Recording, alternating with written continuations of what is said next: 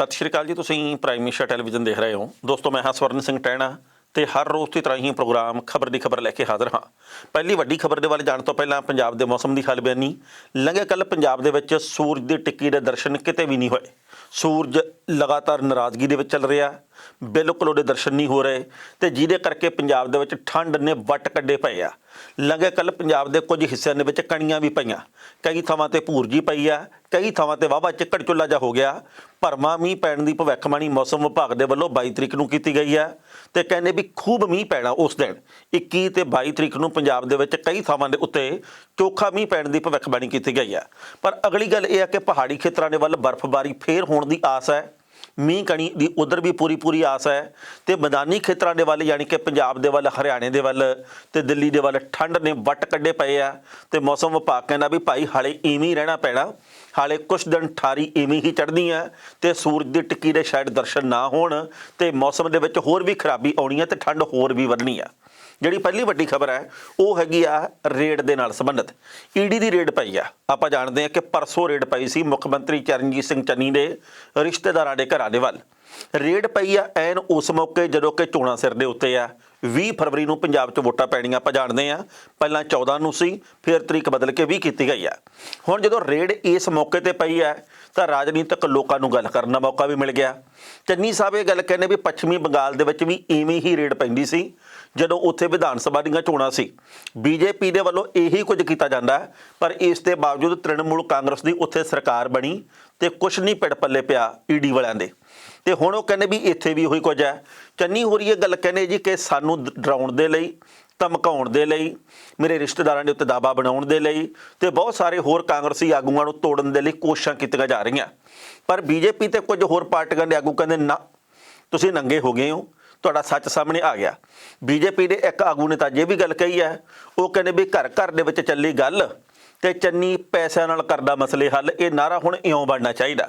ਦੂਜੇ ਪਾਸੇ ਕਾਂਗਰਸ ਦੇ ਕਈ ਆਗੂ ਇਹ ਗੱਲ ਆਖਦੇ ਆ ਵੀ ਜੇਕਰ ਤੁਹਾਡੇ ਕਿਸੇ ਭਤੀਜੇ ਦੇ, ਕਿਸੇ ਭਾਣਜੇ ਦੇ ਘਰ ਦੇ ਵਿੱਚ ਰੇਡ ਪਈ ਹੈ, ਉਹਦੇ ਕੋਲੋਂ ਕੋਈ ਗਲਤ ਚੀਜ਼ ਮਿਲਦੀ ਹੈ ਜਾਂ ਰੁਪਈਏ ਮਿਲਦੇ ਆ, ਉਹ ਮੰਨ ਲਓ ਕਿਸੇ ਵੀ ਗਲਤ ਕੰਮ ਦੇ ਵਿੱਚ ਸ਼ਾਮਲ ਹੈ, ਇਹਦਾ ਮਤਲਬ ਇਹ ਥੋੜ੍ਹੀ ਹੈ ਕਿ ਮਾਮਾ, ਚਾਚਾ, ਤਾਇਆ ਜਾਂ ਜਿਹੜੇ ਬਾਕੀ ਆ ਉਹ ਵੀ ਸਾਰੇ ਉਸ ਕੰਮ ਦੇ ਵਿੱਚ ਲਿਬੜੇ ਆ। ਰਾਜਾ ਵੜਿੰਗ ਦਾ ਇਹ ਕਹਿਣਾ ਕਿ ਚੰਨੀ ਸਾਹਿਬ ਦੇ ਆਪਣੇ ਘਰ ਦੇ ਵਿੱਚੋਂ ਜੇ ਕੁਝ ਮਿਲਿਆ ਤਾਂ ਦੱਸੋ, ਪਰ ਜੇਕਰ ਕਿਸੇ ਰਿਸ਼ਤੇਦਾਰ ਦੇ ਘਰ ਦੇ ਵਿੱਚੋਂ ਮਿਲਦਾ ਇਹਦੇ ਵਿੱਚ ਚੰਨੀ ਦਾ ਕੀ ਕਸੂਰ ਆ। ਉਹਨਾਂ ਨੇ ਇਹ ਵੀ ਗੱਲ ਕਹੀ ਹੈ ਵੀ ਸਾਨੂੰ ਵੀ ਕੀ ਪਤਾ ਹੁੰਦਾ ਵੀ ਕਿਹਦਾ ਭਾਣਜਾ ਕੀ ਕਰੀ ਜਾਂਦਾ, ਆਮ ਬੰਦੇ ਨੂੰ ਕੀ ਪਤਾ ਵੀ ਕਿਹਦਾ ਭਤੀਜਾ ਕੀ ਕਰੀ ਜਾਂਦਾ। ਬਹੁਤ ਕੁਝ ਗਲਤ ਕੰਮ ਵੀ ਹੋ ਸਕਦਾ, ਸਹੀ ਵੀ ਹੁੰਦਾ ਹੋਊਗਾ। ਸੋ ਇਸ ਤਰੀਕੇ ਦੇ ਨਾਲ ਇੱਕ ਦੂਜੇ ਦੇ ਉੱਤੇ ਸ਼ਬਦ ਕਵਾਰ ਕੀਤੇ ਜਾ ਰਹੇ ਆ।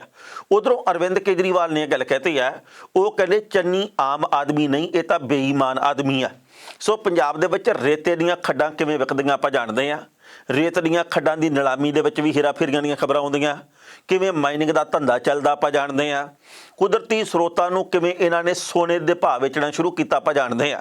ਰੇਤ ਦੀ ਟਰਾਲੀ ਕਿੰਨੀ ਕੁ ਸਸਤੀ ਹੋਈ ਆਪਾਂ ਜਾਣਦੇ ਹਾਂ। ਚੰਨੀ ਸਾਹਿਬ ਕਹਿੰਦੇ ਸੀ 5.5 ਰੁਪਏ ਫੁੱਟ ਰੇਤ ਕਰ ਦਿੱਤੀ ਆ, ਆਪਾਂ ਜਾਣਦੇ ਕਿੰਨਾ ਕੁ ਹੋਇਆ। ਪਰ ਹੁਣ ਜਦੋਂ ਚੋਣਾਂ ਦੇ ਮੌਕੇ, ਵੋਟਾਂ ਦੇ ਐਲਾਨ ਤੋਂ ਬਾਅਦ ਇਹ ਸਾਰਾ ਕੁਝ ਕੀਤਾ ਗਿਆ ਤਾਂ ਸਵਾਲਾਂ ਦੇ ਘੇਰੇ ਦੇ ਵਿੱਚ ਕਈ ਕੁਝ ਆ ਗਿਆ। ਕੀ ਚਰਨਜੀਤ ਸਿੰਘ ਚੰਨੀ ਨੂੰ ਘੇਰਾ ਪਾਉਣ ਦੀ ਇਹ ਕੋਸ਼ਿਸ਼ ਹੈ ਈਡੀ ਦੀ? ਕੀ ਸੱਚੀ ਮੁੱਚੀ ਕੇਂਦਰ ਦੀ ਸਰਕਾਰ ਦੇ ਵੱਲੋਂ ਦਬਾਅ ਬਣਾਇਆ ਜਾ ਰਿਹਾ? ਕੀ ਜੋ ਭਾਣਜੇ ਦੇ ਵੱਲੋਂ ਕੀਤਾ ਜਾ ਰਿਹਾ ਸੀ ਜਾਂ ਕੀਤਾ ਗਿਆ ਉਹਦੇ ਬਾਬਤ ਮਾਮੇ ਨੂੰ ਕੁਝ ਪਤਾ ਨਹੀਂ ਸੀ? ਕੀ ਇਸ ਮਾਮਲੇ ਦੇ ਵਿੱਚ ਕਿਸੇ ਹੋਰ ਕਾਂਗਰਸੀ ਦਾ ਨਾਂ ਵੀ ਆਉਂਦਾ? ਕੀ ਇਸ ਮਾਮਲੇ ਦੇ ਉੱਭਰਨ ਦੇ ਕਰਕੇ ਤੇ ਕਾਂਗਰਸ ਨੂੰ ਕੋਈ ਝਟਕਾ ਲੱਗਣ ਦੀ ਆਸ ਹੈ? ਇਹ ਬਹੁਤ ਸਾਰੇ ਸਵਾਲ ਆ ਜਿਹੜੇ ਲੋਕਾਂ ਦੇ ਜ਼ਿਹਨ ਦੇ ਵਿੱਚ ਆਉਂਦੇ ਆ। ਕਈ ਲੋਕ ਇਹ ਗੱਲ ਕਹਿੰਦੇ ਵੀ ਫਰਕ ਪੈਣਾ ਨਹੀਂ ਕਿਉਂਕਿ ਸਭ ਨੂੰ ਪਤਾ ਵੀ ਹਾਈ ਕਮਾਂਡ ਦੇ ਵੱਲੋਂ ਕੀ ਕਿਹਾ ਜਾਂਦਾ ਤੇ ਕੇਂਦਰ ਦੀ ਸਰਕਾਰ ਦੇ ਵੱਲੋਂ ਕੀ ਕਰਿਆ ਜਾਂਦਾ। ਕਈ ਲੋਕ ਇਹ ਗੱਲ ਕਹਿੰਦੇ ਵੀ ਚੰਨੀ ਸਾਹਿਬ ਆ ਜਿਹੜੇ ਉਹ ਆਪ ਚੰਗੇ ਇਨਸਾਨ ਆ, ਜੇਕਰ ਕੋਈ ਨਾਲ ਦਾ ਗਲਤ ਕੰਮ ਕਰੀ ਜਾਊਗਾ ਤਾਂ ਕੀ ਹੋ ਗਿਆ ਤੇ ਉਹਨੂੰ ਉਹਦੀ ਸਜ਼ਾ ਮਿਲਣੀ ਚਾਹੀਦੀ, ਇਹਦੇ ਨਾਲ ਚੰਨੀ ਸਾਹਿਬ ਦਾ ਕੀ ਕਸੂਰ ਆ। ਸੋ ਇਦਾਂ ਦੇ ਵਿਚਾਰ ਕਈ ਪਾਸਿਓਂ ਆ ਰਹੇ ਆ। ਪਰ ਇੱਕ ਗੱਲ ਬੜੀ ਮਹੱਤਵਪੂਰਨ ਹੈ, ਚਰਨਜੀਤ ਸਿੰਘ ਚੰਨੀ ਨੇ ਇਹ ਗੱਲ ਕਹੀ ਹੈ ਕਿ ਮੇਰੇ ਭਾਣਜੇ ਦੇ ਘਰ ਦੇ ਵਿੱਚ ਰੇਡ ਤੋਂ ਬਾਅਦ ਇੱਕ ਗੱਲ ਕਹਿ ਕੇ ਗਏ ਈਡੀ ਦੇ ਅਧਿਕਾਰੀ ਵੀ ਤੁਸੀਂ ਭਾਰਤ ਦੇ ਪ੍ਰਧਾਨ ਮੰਤਰੀ ਦੀ ਸੁਰੱਖਿਆ ਦੇ ਵਿੱਚ ਗੜਬੜੀ ਕੀਤੀ ਸੀ ਜਾਂ ਤੁਸੀਂ ਸੁਰੱਖਿਆ ਦੇ ਵਿੱਚ ਅਣਗਹਿਲੀ ਵਰਤੀ ਸੀ। ਲਓ ਹੁਣ ਸਵਾਦ, ਆਹ ਹੀ ਕੁਝ ਹੋਣਾ ਸੀ ਤੁਹਾਡੇ ਨਾਲ, ਇਸੇ ਕਰਕੇ ਰੇਡਾਂ ਪੈਂਦੀਆਂ। ਸੋ ਕੀ ਉਹ ਸੱਚੀ ਮੁੱਚੀ ਗੱਲ ਕਹਿ ਕੇ ਗਏ ਅਧਿਕਾਰੀ? ਇਹਦੇ ਬਾਰੇ ਕੁਝ ਨਹੀਂ ਕਹਿ ਸਕਦੇ। ਬਾਕੀ ਲੋਕ ਇਹ ਵੀ ਗੱਲ ਕਹਿੰਦੇ ਆ ਵੀ ਜੇਕਰ ਭਾਰਤ ਦੇ ਪ੍ਰਧਾਨ ਮੰਤਰੀ ਸਾਹਿਬ 5 ਤਰੀਕ ਦੀ ਫਿਰੋਜ਼ਪੁਰ ਰੈਲੀ ਦੀ ਅਸਫਲਤਾ ਤੋਂ ਬਾਅਦ ਜਾਂਦੇ ਹੋਏ ਬਠਿੰਡੇ ਦੇ ਏਅਰਪੋਰਟ ਅਧਿਕਾਰੀਆਂ ਨੂੰ ਕਹਿ ਸਕਦੇ ਆ ਵੀ ਆਪਦੇ ਸੀਐਮ ਨੂੰ ਸੁਨੇਹਾ ਲਾ ਦਿਓ ਕਿ ਮੈਂ ਜ਼ਿੰਦਾ ਬਚ ਕੇ ਚੱਲਿਆ, ਧੰਨਵਾਦ ਕਰ ਦਿਓ। ਤੇ ਕੀ ਪਤਾ ਈਡੀ ਦੇ ਅਧਿਕਾਰੀ ਵੀ ਕਹਿ ਗਏ ਹੁਣ ਜਾਂਦੇ ਹੋਏ ਭਾਣਜੇ ਨੂੰ ਵੀ ਭਾਈ ਦੇਖ ਲਓ ਤੁਸੀਂ ਸਾਡੇ ਨਾਲ ਇਉਂ ਕੀਤੀ, ਹੁਣ ਇੱਧਰ ਇਉਂ ਵੀ ਹੋਣੀ ਆ। ਸੁਨੇਹਾ ਹੀ ਆ, ਸ਼ਾਇਦ ਲਾ ਵੀ ਗਏ ਹੋਣ, ਅੰਦਾਜ਼ੇ ਕਈ ਕਿਸਮ ਦੇ ਆ। ਪਹਿਲਾਂ ਇਸ ਰਿਪੋਰਟ ਦਾ ਵੇਰਵਾ ਤੇ ਫਿਰ ਕਰਾਂਗੇ ਟਿੱਪਣੀ। ਪੰਜਾਬ ਦੇ ਵਿੱਚ ਵੋਟਾਂ ਤੋਂ ਪਹਿਲਾਂ ਇਨਫੋਰਸਮੈਂਟ ਡਾਇਰੈਕਟੋਰੇਟ ਦੀ ਰੇਡ ਦੇ ਉੱਤੇ ਸਿਆਸਤ ਤੇਜ਼ ਹੋ ਗਈ ਹੈ। ਮੁੱਖ ਮੰਤਰੀ ਚਰਨਜੀਤ ਸਿੰਘ ਚੰਨੀ ਨੇ ਕਿਹਾ ਕਿ ਉਹਨਾਂ ਦੇ ਭਾਣਜੇ ਕੋਲੋਂ ਪੁੱਛਗਿੱਛ ਕਰਨ ਵਾਲੇ ਅਫਸਰਾਂ ਨੇ ਜਾਂਦੇ ਹੋਏ ਕਿਹਾ ਕਿ ਪ੍ਰਧਾਨ ਮੰਤਰੀ ਦਾ ਦੌਰਾ ਯਾਦ ਰੱਖਿਓ। ਸੀਐਮ ਨੇ ਕਿਹਾ ਕਿ ਉਹਨਾਂ ਦੇ ਭਾਣਜੇ ਨੂੰ ਰਾਤ ਭਰ ਟੌਰਚਰ ਕੀਤਾ ਗਿਆ ਤੇ ਮੇਰਾ ਨਾਂ ਲੈਣ ਵਾਸਤੇ ਉਹਨਾਂ ਦੇ ਉੱਤੇ ਦਬਾਅ ਬਣਾਇਆ ਗਿਆ, ਪਰ ਉਸਨੇ ਇਦਾਂ ਨਕਮ ਨਹੀਂ ਕੀਤਾ, ਜਿਸ ਤੋਂ ਬਾਅਦ ਉਹਦੇ ਖਿਲਾਫ ਪਰਚਾ ਦਰਜ ਨਹੀਂ ਕੀਤਾ ਗਿਆ। ਈਡੀ ਦੀ ਰੇਡ ਤੋਂ ਬਾਅਦ 5 ਮੰਤਰੀਆਂ ਦੇ ਨਾਲ ਸੀਐਮ ਚੰਨੀ ਨੇ ਚੰਡੀਗੜ੍ਹ ਦੇ ਵਿੱਚ ਪ੍ਰੈਸ ਕਾਨਫਰੰਸ ਕੀਤੀ।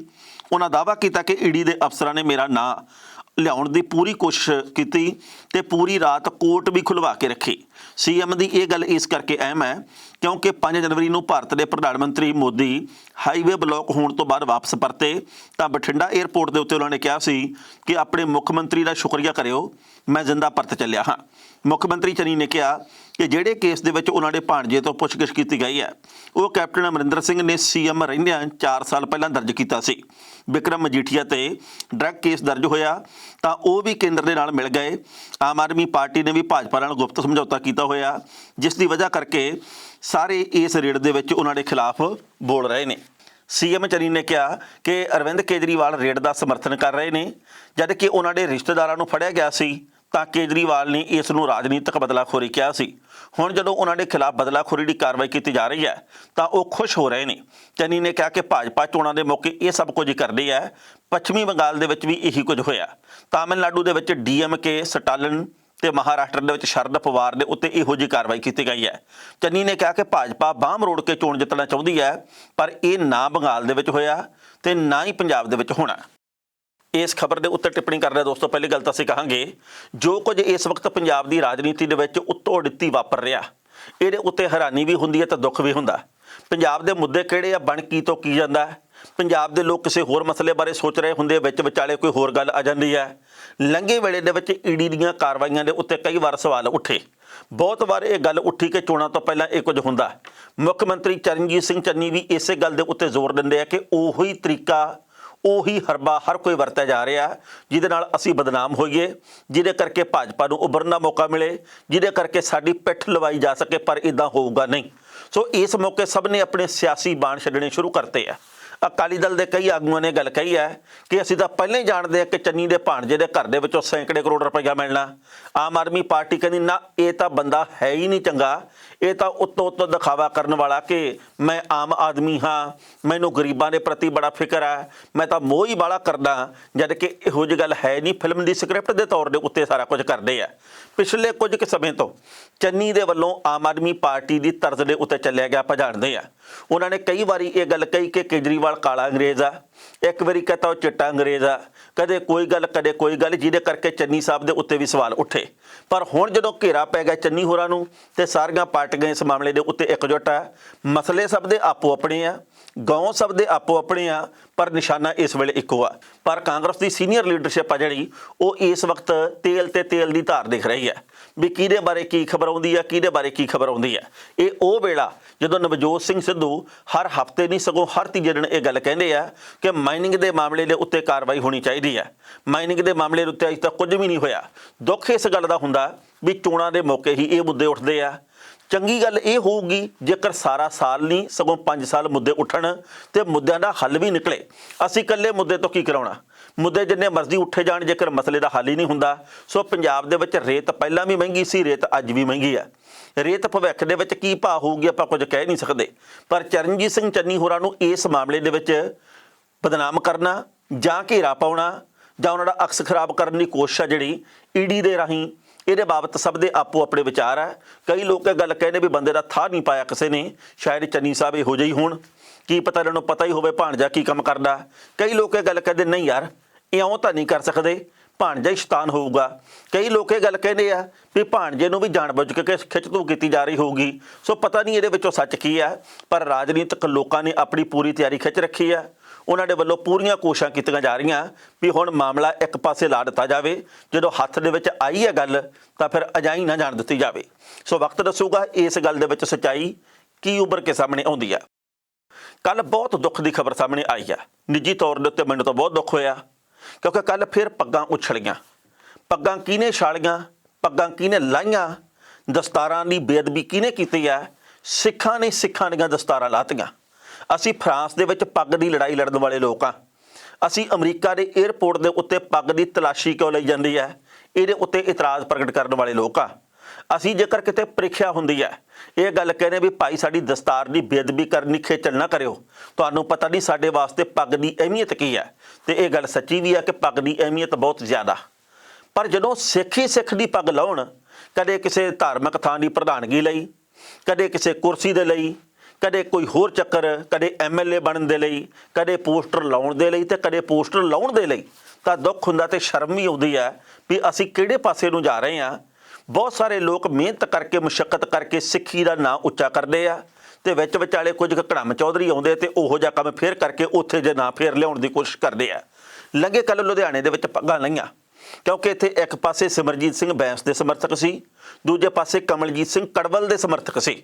ਗੱਲ ਸੀ ਪੋਸਟਰ ਲਾਉਣ ਤੇ ਪੋਸਟਰ ਲਾਉਣ ਦੀ। ਇੱਕ ਧਿਰ ਨੇ ਪੋਸਟਰ ਲਾਏ, ਦੂਜੀ ਧਿਰ ਨੇ ਲਾਤੇ। ਇਸ ਗੱਲ ਦੇ ਉੱਤੇ ਮਾਮਲਾ ਵਿਗੜ ਗਿਆ, ਕਿਉਂਕਿ ਆਪਾਂ ਜਾਣਦੇ ਕਿ ਕੜਵਲ ਹੋਰੀ ਕਾਂਗਰਸ ਵੱਲੋਂ ਆ, ਸਿਮਰਜੀਤ ਸਿੰਘ ਬੈਂਸ ਆ ਜਿਹੜੇ ਉਹ ਲੋਕ ਇਨਸਾਫ ਪਾਰਟੀ ਵੱਲੋਂ ਆ। ਦੋਵਾਂ ਜਣਿਆਂ ਦੀ, ਬੈਂਸ ਦੀ ਤੇ ਕੜਵਲ ਦੀ, ਕਿਸੇ ਵੇਲੇ ਯਾਰੀ ਬੜੀ ਗੂੜੀ ਹੁੰਦੀ ਸੀ। ਇਹਨਾਂ ਦੋਹਾਂ ਦੀ ਯਾਰੀ ਦੀਆਂ ਮਿਸਾਲਾਂ ਮਿਲਦੀਆਂ ਰਹੀਆਂ। ਪਰ ਜਦੋਂ ਰਾਜਨੀਤੀ ਦੇ ਵਿੱਚ ਰੌਲਾ ਪਿਆ ਤੇ ਫਿਰ ਦੋਨੋਂ ਕੱਟੜ ਵਿਰੋਧੀ ਨਹੀਂ ਸਗੋਂ ਦੁਸ਼ਮਣਾਂ ਵਰਗੇ ਬਣ ਗਏ ਤੇ ਪਿਛਲੇ ਕਈ ਵਰ੍ਹਿਆਂ ਤੋਂ ਕੋਈ ਇੱਕ ਵੀ ਮੌਕਾ ਜਾਣ ਨਹੀਂ ਦਿੰਦੇ। ਇਹ ਬਿਲਕੁਲ ਉਹੋ ਜਿਹੀ ਵਿਰੋਧਤਾ ਜਿਹੜੀ ਰਾਜਾ ਵੜਿੰਗ ਤੇ ਡਿੰਪੀ ਢਿੱਲੋਂ ਹੋਰਾਂ ਦੀ ਹੈ, ਜਿਹੜੀ ਬਿਕਰਮ ਸਿੰਘ ਮਜੀਠੀਆ ਤੇ ਨਵਜੋਤ ਸਿੰਘ ਸਿੱਧੂ ਹੋਰਾਂ ਦੀ ਹੈ, ਜਿਹੜੀ ਬੀਬੀ ਜਗੀਰ ਕੌਰ ਤੇ ਸੁਖਪਾਲ ਸਿੰਘ ਖਹਿਰਾ ਹੋਰਾਂ ਦੀ ਹੈ। ਸੋ ਕੱਲ੍ਹ ਜਦੋਂ ਹੁਣ ਪੱਗਾਂ ਲੱਥੀਆਂ ਤਾਂ ਖਬਰ ਬਣੀ ਹੈ, ਖਬਰ ਨੈਸ਼ਨਲ ਮੀਡੀਆ ਤੱਕ ਪਹੁੰਚੀ ਹੈ ਤੇ ਮੇਰੇ ਮਨ ਦੇ ਵਿੱਚ ਇੱਕੋ ਹੀ ਸਵਾਲ ਆਉਂਦਾ ਹੈ ਵੀ ਜਦੋਂ ਸਾਡੇ ਰੰਗਲੇ ਪੰਜਾਬ ਦੇ ਵਿੱਚ, ਗੁਰੂਆਂ ਪੀਰਾਂ ਫਕੀਰਾਂ ਦੇ ਪੰਜਾਬ ਦੇ ਵਿੱਚ, ਦਸਤਾਰ ਦੀ ਅਹਿਮੀਅਤ ਦੀ ਗੱਲ ਕਰਨ ਵਾਲੇ ਸਨਮਾਨਯੋਗ ਪੰਜਾਬ ਦੇ ਵਿੱਚ ਇਹੋ ਜਿਹੇ ਕੰਮ ਹੋਣਗੇ ਤੇ ਬਾਕੀ ਜਿਹੜੇ ਗੈਰ ਪੰਜਾਬੀ ਹੈ, ਹੋਰ ਸੂਬਿਆਂ ਦੇ ਵਿੱਚ ਵਸਦੇ ਹੋਏ ਲੋਕ ਆ, ਉਹ ਕੀ ਸੋਚਦੇ ਹੋਣਗੇ ਵੀ ਆਹ ਕੀ ਕੰਮ ਕਰਦੇ ਆ। ਇਹੋ ਜਿਹੇ ਸਿੱਖ ਵੀ ਹੁੰਦੇ ਆ, ਇਹਨਾਂ ਨੂੰ ਵੀ ਆਪਾਂ ਸਿੱਖ ਮੰਨੀਏ। ਸੋ ਆਪਣੀਆਂ ਨਿੱਜੀ ਗਰਜਾਂ ਦੀ ਖਾਤਰ ਅਸੀਂ ਕੀ ਤੋਂ ਕੀ ਕਰ ਦਿੰਦੇ ਆ ਜਾਂ ਕੀ ਤੋਂ ਕੀ ਕਰ ਬੈਠਦੇ ਆ, ਇਹਦੀ ਇੱਕ ਬਹੁਤ ਵੱਡੀ ਰਿਪੋਰਟ ਸਾਹਮਣੇ ਆਈ ਹੈ। ਪਹਿਲਾਂ ਇਸ ਰਿਪੋਰਟ ਦਾ ਵੇਰਵਾ ਤੇ ਫਿਰ ਕਰਾਂਗੇ ਟਿੱਪਣੀ। ਲੁਧਿਆਣਾ ਸ਼ਹਿਰ ਦੇ ਗਿੱਲ ਰੋਡ ਦੇ ਉੱਤੇ ਬੋਰਡ ਲਾਉਣ ਨੂੰ ਲੈ ਕੇ ਆਤਮ ਨਗਰ ਦੇ ਵਿਧਾਇਕ ਸਿਮਰਜੀਤ ਸਿੰਘ ਬੈਂਸ ਤੇ ਕਾਂਗਰਸੀ ਉਮੀਦਵਾਰ ਕਮਲਜੀਤ ਸਿੰਘ ਕੜਵਲ ਦੇ ਸਮਰਥਕਾਂ ਦੇ ਵਿੱਚ ਝਗੜਾ ਹੋ ਗਿਆ। ਇਸ ਦੌਰਾਨ ਬੈਂਸ ਦੇ 3 ਤੇ ਕੜਵਲ ਦਾ ਇੱਕ ਸਾਥੀ ਜ਼ਖਮੀ ਹੋਇਆ। ਦੋਹਾਂ ਪੱਖਾਂ ਵੱਲੋਂ ਇਸ ਦੀ ਸ਼ਿਕਾਇਤ ਪੁਲਿਸ ਨੂੰ ਕੀਤੀ ਗਈ ਹੈ। ਦੋਵਾਂ ਪੱਖਾਂ ਦੇ ਜ਼ਖਮੀਆਂ ਦੀ ਸਿਵਲ ਹਸਪਤਾਲ ਦੇ ਵਿੱਚ MLR ਕਟਵਾ ਦਿੱਤੀ ਗਈ ਹੈ। ਸਿਵਲ ਹਸਪਤਾਲ ਦੇ ਵਿੱਚ ਵੀ ਮਾਹੌਲ ਤਣਾਅਪੂਰਨ ਬਣਿਆ ਰਿਹਾ। ਘਟਨਾ ਦੁਪਹਿਰ ਦੇ ਵੇਲੇ ਦੀ ਹੈ।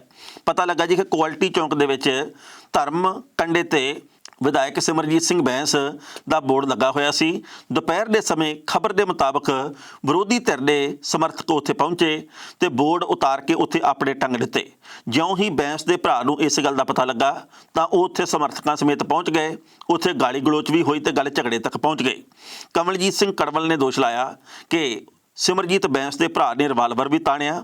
ਇਸ ਦੌਰਾਨ ਹੋਏ ਝਗੜੇ ਦੇ ਵਿੱਚ ਬੈਂਸ ਦੇ ਭਰਾ ਸਮੇਤ 3 ਜਣਿਆਂ ਦੇ ਸੱਟਾਂ ਲੱਗੀਆਂ। ਕੜਵਲ ਦਾ ਇੱਕ ਸਾਥੀ ਵੀ ਜ਼ਖਮੀ ਹੋਇਆ। ਪੂਰੇ ਘਟਨਾਕ੍ਰਮ ਤੋਂ ਬਾਅਦ ਬੈਂਸ ਦੇ ਸਮਰਥਕਾਂ ਨੇ ਇਸ ਥਾਂ ਦੇ ਉੱਤੇ ਇਕੱਠੇ ਹੋ ਕੇ ਸ਼ਕਤੀ ਪ੍ਰਦਰਸ਼ਨ ਵੀ ਕੀਤਾ। ਬੈਂਸ ਦੇ ਸਮਰਥਕਾਂ ਦਾ ਕਹਿਣਾ ਕਿ ਵਿਰੋਧੀਆਂ ਵੱਲੋਂ ਸਾਡੇ ਪੋਸਟਰ ਪਾੜੇ ਜਾ ਰਹੇ ਨੇ। ਜਦੋਂ ਇਹਦਾ ਵਿਰੋਧ ਕੀਤਾ ਤਾਂ ਉਹਨਾਂ ਨੇ ਹਮਲਾ ਕਰ ਦਿੱਤਾ ਤੇ ਇਸ ਗੱਲ ਨੂੰ ਬਰਦਾਸ਼ਤ ਨਹੀਂ ਕੀਤਾ ਜਾਵੇਗਾ। ਅਸੀਂ ਇੱਟ ਦਾ ਜਵਾਬ ਪੱਥਰ ਨਾਲ ਦੇਣਾ ਜਾਣਦੇ ਹਾਂ। ਦੋਨਾਂ ਦੇ ਸਮਰਥਕ ਸਿਵਲ ਹਸਪਤਾਲ ਦੇ ਵਿੱਚ ਇਕੱਠੇ ਹੋਏ। ਮਾਹੌਲ ਤਣਾਅਪੂਰਨ ਬਣਿਆ ਰਿਹਾ। ਇਸੇ ਦੌਰਾਨ ਪੁਲਿਸ ਵੀ ਪਹੁੰਚੀ ਹੈ ਤੇ ਪੁਲਿਸ ਦੇ ਵੱਲੋਂ ਇੱਥੇ ਸਾਰਿਆਂ ਨੂੰ ਸ਼ਾਂਤ ਕਰਨ ਦੀ ਕੋਸ਼ਿਸ਼ ਕੀਤੀ ਗਈ। ਇਸ ਖਬਰ ਦੇ ਉੱਤੇ ਟਿੱਪਣੀ ਕਰਦਾ ਦੋਸਤੋ, ਪਹਿਲੀ ਗੱਲ ਤਾਂ ਅਸੀਂ ਕਹਾਂਗੇ ਜਿਸ ਤਰੀਕੇ ਦੇ ਨਾਲ ਸਿਮਰਜੀਤ ਸਿੰਘ ਬੈਂਸ ਹੋਰਾਂ ਨੇ ਆਪਣੇ ਹਲਕੇ ਦੇ ਵਿੱਚ ਕੰਮ ਕਰਵਾਏ ਆ, ਇਸ ਗੱਲ ਨੂੰ ਵੀ ਭੁੱਲਿਆ ਨਹੀਂ ਜਾ ਸਕਦਾ ਕਿ ਉਹਨਾਂ ਨੇ ਬਹੁਤ ਸਾਰੇ ਕੰਮ ਚੰਗੇ ਵੀ ਕਰਵਾਏ ਆ। ਪਰ ਸਮੇਂ-ਸਮੇਂ ਦੇ ਉੱਤੇ ਕਈ ਵਾਰ ਖਬਰਾਂ ਵਿਰੋਧ ਦੇ ਰੂਪ ਦੇ ਵਿੱਚ ਵੀ ਆਉਂਦੀਆਂ। ਇਹ ਗੱਲ ਇਕੱਲੀ ਸਿਮਰਜੀਤ ਸਿੰਘ ਬੈਂਸ ਜਾਂ ਕੜਵਲ ਸਾਹਿਬ ਦੀ ਨਹੀਂ ਆ।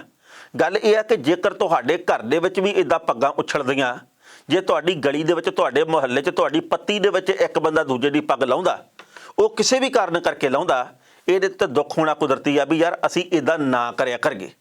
ਅਸੀਂ ਸ਼ਾਂਤ ਰਿਹਾ ਕਰੀਏ। ਅਸੀਂ ਮਸਲੇ ਨੂੰ ਕਿਸੇ ਹੋਰ ਰੂਪ ਦੇ ਵਿੱਚ ਨਜਿੱਠਣ ਦੀ ਕੋਸ਼ਿਸ਼ ਕਰੀਏ। ਪਰ ਜਦੋਂ ਰਾਜਨੀਤੀ ਵਿੱਚ ਵਿਚਾਲੇ ਆਉਂਦੀ ਆ ਤਾਂ ਫਿਰ ਇਹ ਸਾਰਾ ਕੁਝ ਸਾਹਮਣੇ ਆਉਣ ਲੱਗ ਪੈਂਦਾ।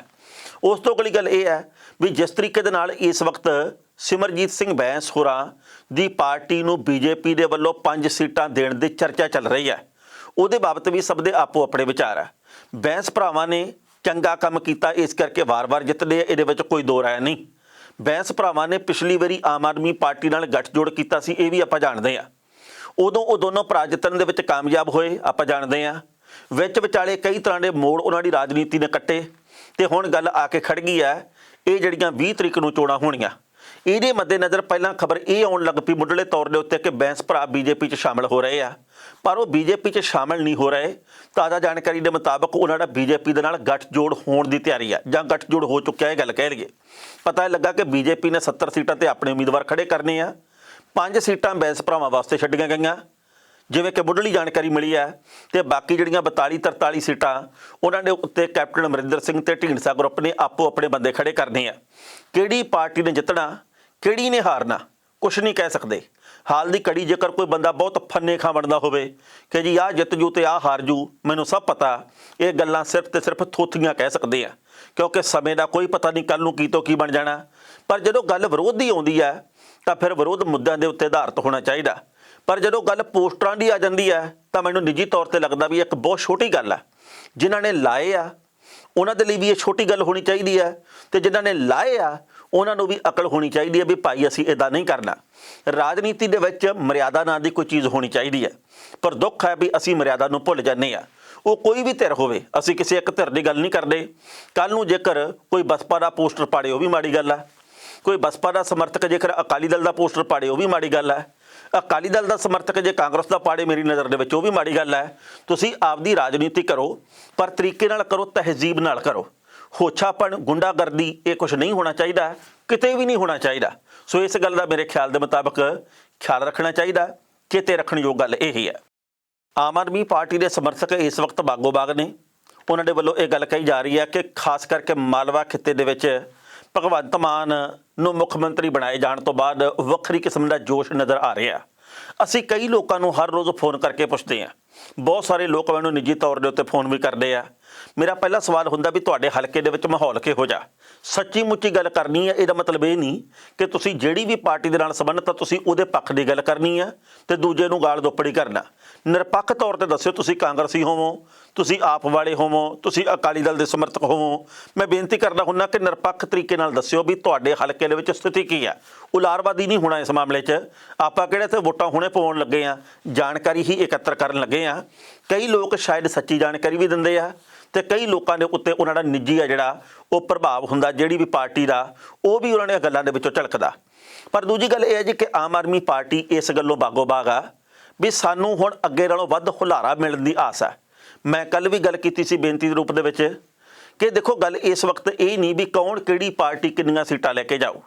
ਮੈਨੂੰ ਨਹੀਂ ਇਸ ਗੱਲ ਦਾ ਪਤਾ ਕਿ ਭਗਵੰਤ ਮਾਨ ਦੇ ਮੁੱਖ ਮੰਤਰੀ ਚਿਹਰਾ ਬਣਨ ਤੋਂ ਬਾਅਦ ਆਮ ਆਦਮੀ ਪਾਰਟੀ ਦੀਆਂ 20 ਸੀਟਾਂ 'ਚ ਵਾਧਾ ਹੋਣਾ ਕਿ 2 ਸੀਟਾਂ 'ਚ ਵਾਧਾ ਹੋਣਾ, ਸਰਕਾਰ ਬਣਨੀ ਆ ਕਿ ਨਹੀਂ ਬਣਨੀ, ਜਾਂ ਵਿਰੋਧੀ ਧਿਰ ਦੇ ਵਿੱਚ ਆਉਣਾ ਜਾਂ ਕੀ ਕਰਨਾ।